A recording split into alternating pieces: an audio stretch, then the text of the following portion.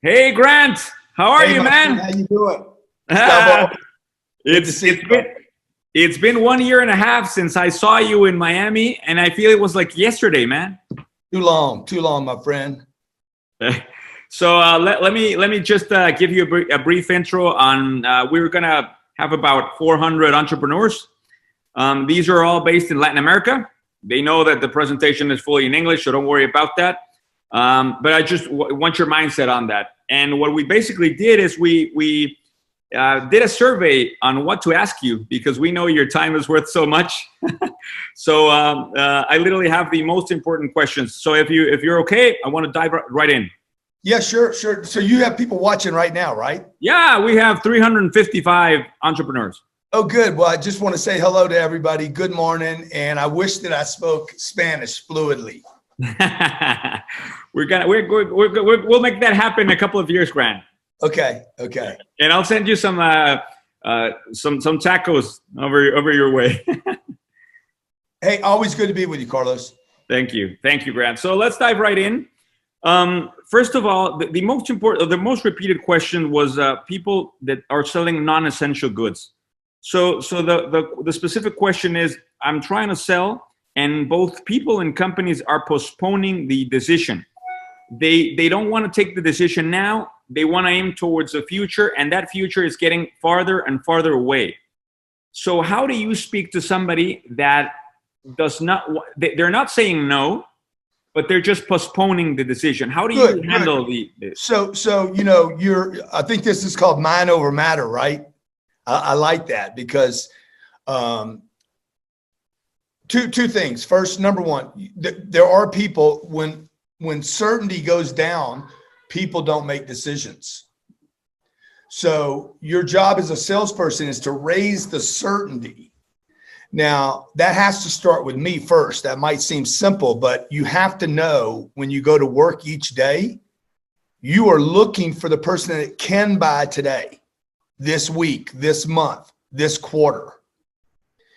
And it's really, really important to understand, while some people may want to delay a decision, to put off a decision, maybe next quarter, again, it doesn't mean no for the future, but it means no for right now. You need to understand that you're going to hear that from almost everyone right now. That becomes the popular messaging.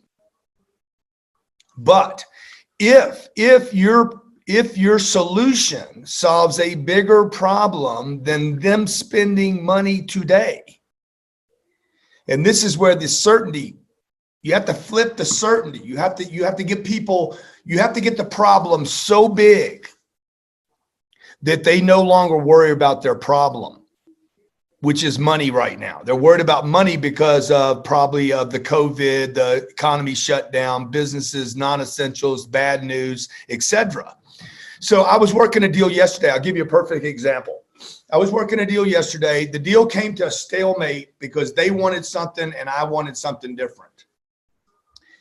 And we kept splitting hairs. Basically, everybody was becoming a non-buyer. People were proposing things that were impossible. Therefore, nobody had to buy or sell. You follow me? Okay.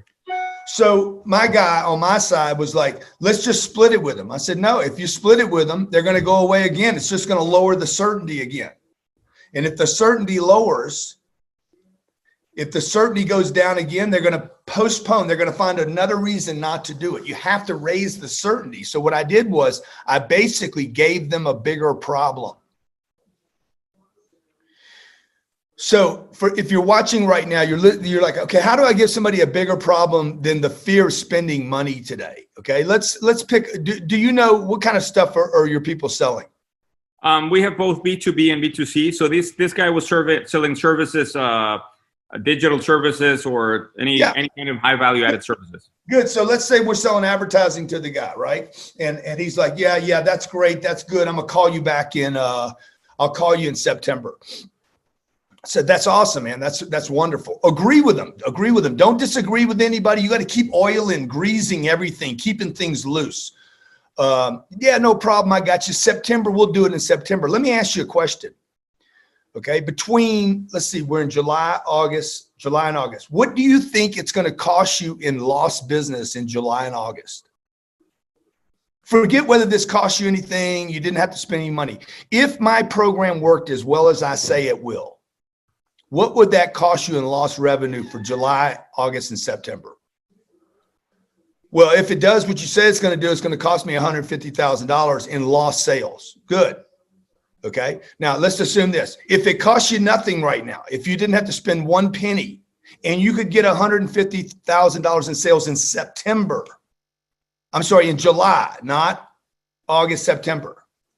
If you didn't have to wait, would you do it? Well, yeah, I would. See, what you did was you basically let him go to September, give him certainty about September. He's still going to be in business. Are you going to go out of business? Are you going to still be in business in September? Yes. Are you going to file for bankruptcy between now and then? No way. Are you going to go out of business? No way. Good. So you're still going to be there, right? Yeah, good. Now bring him back to July and say, look, if it didn't cost you anything, would you do it right now? Well, sure I would. Okay. Would there be anybody else have to be involved in the decision if it costs you nothing? Well, no. Is there any other team members that would have to be involved if it costs you nothing? No, dude, if it costs me nothing and I can make 150 grand, I'm doing it right now. Great. I'm going to send you the contract right now because it's going to cost you nothing. If it makes him money, it costs him nothing. So if he pays me $7,000 this month and $7,000 in August and $7,000 in September, if he spends $21,000 to make 150 grand, it cost him nothing. It made him money. So you got to get your head right about how you pitch this. That is beautiful. That is beautiful. So, you were ready to buy something from me, weren't you? Yeah. So Grant, let's go to question number 2. A lot of people are asking, what's Grant's perspective on the timeline for recovery? And also, how do you see preferences bouncing back? Do you feel that people are going to go like, they're asking me, are we going to, once the vaccine is, are we going to go back to stores and hug each other? People are wanting that this is going to bounce back really huge to the yesterday. Yeah. So what's your perspective on the timeline and how are you planning?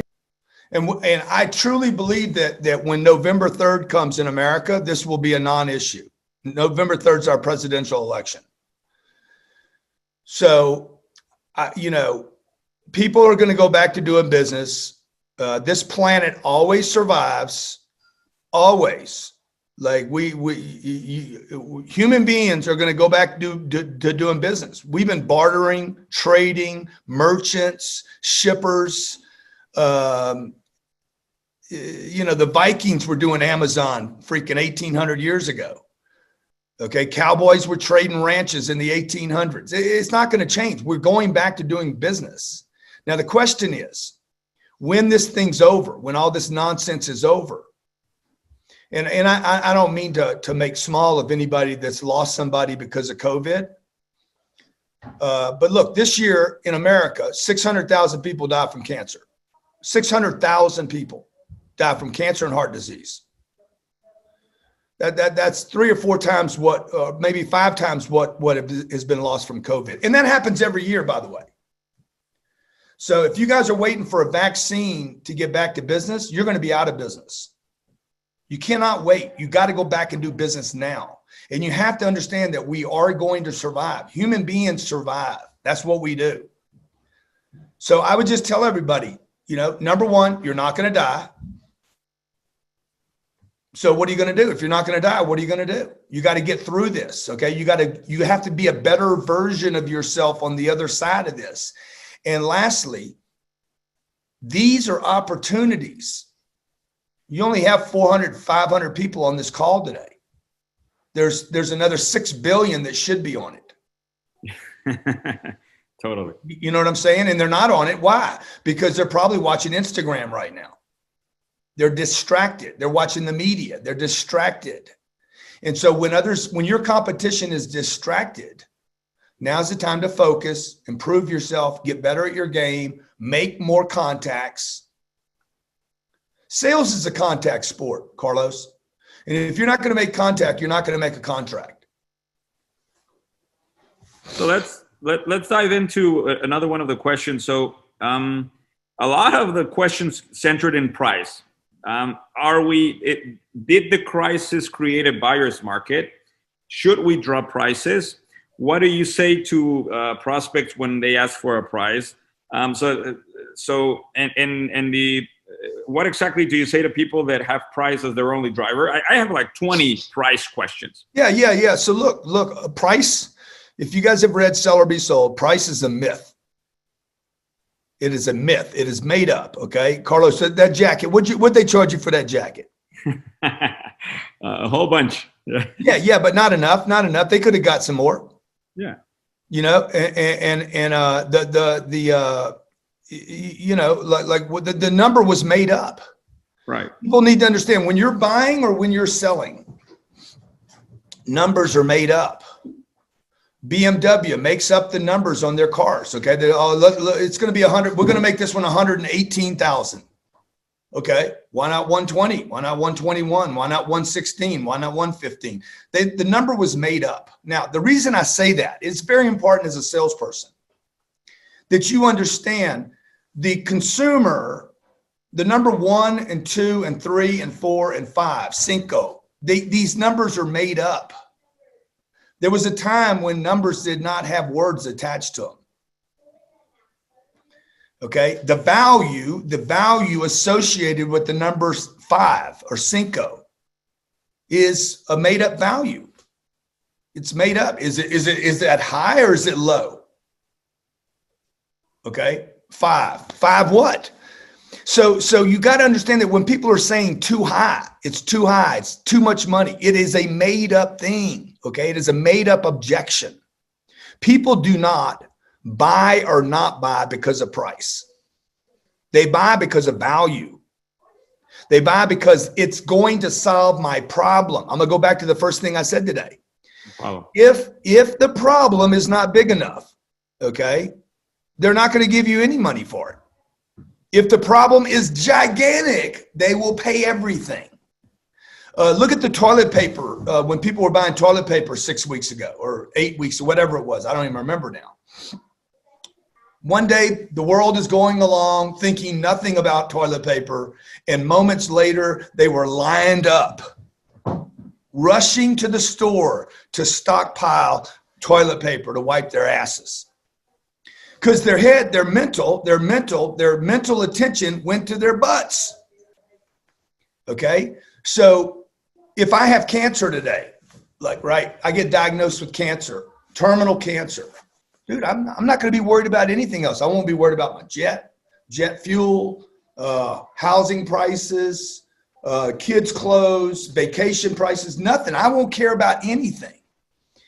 So you have to shift from the price myth to the problem. You have to make the problem so big.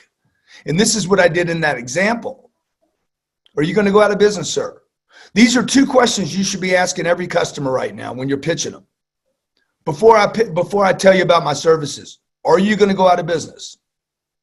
Are you filing for bankruptcy? I need to know that right now, because if you're going to go out of business, or if you're going to file bankruptcy, then you just need to buy this from me right now and take it to bankruptcy court with you. Because if your business is going to fail, you need debt. Okay. So the salesperson, and this is really important. I don't know how you're going to translate this, but so if I'm pitching you, right, and I ask the customer, we did this immediately in March. We added these 2 questions to our sales calls. We make about 4,000 sales calls a day. And the 2 questions I added was, are you going out of business? No, we're not going out of business. And number 2, are you going to be filing bankruptcy? No, we're not going to file bankruptcy. Good, then you need this. Beautiful. Okay. Because look, what I'm doing is shifting the problem from a $30,000 contract to the possibility of the business failing completely. And it's very important that the salesperson now becomes intentional and persuasive and impactful to the conversation. You have to have more certainty than your buyer has uncertainty. Now let's go into a little bit of on the digital side. And I have a couple of questions on that thing. First of all, attention. Attention is really scarce, and people are distracted by the media, distracted by the bad news, distracted by everything. It seems like it's harder to get that attention towards your way. Yeah. I believe that through this crisis, attention has become more scarce. How do you feel about attention? And then if we can speak a little bit about digital, because I have a lot of questions. E-commerce is definitely a winner in this crisis. But what happens with high-ticket items in e-commerce? It seems like we're missing that. So if you talk a little bit about attention, and then we can go a little bit into e-commerce. Yeah, so look, the attention game, money follows attention. Power follows attention. Anything you want in life, you need to get attention first. Where the eyeballs go is where the money goes. You know, that old saying, a worldwide international saying, follow the money. Money follows eyeballs. Okay, this has been true in retail. It's true in digital. It's true in sports. It's true in politics. Who can control the narrative, the conversation, the eyeballs? It almost doesn't matter whether it's good or bad attention, as long as there is attention. Now, unfortunately, most people. Yeah, I was going to try to respond to the chats, but I can't read.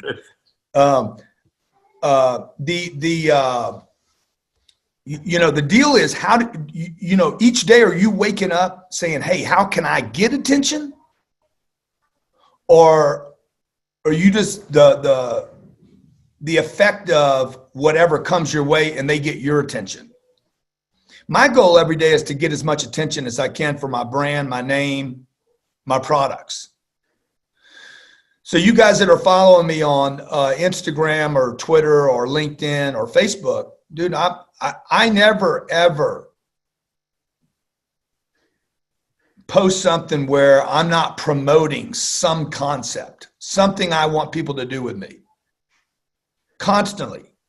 And I'm gonna go from, and I'm gonna handle a couple different issues here. I'm gonna go from, hey, come to my webinar for free, to go to my deal for $1,000, to, by the way, I got a deal for $100,000 if you want to come spend some time with me in Colorado. Or you could invest $1 million with me at Cardone Capital.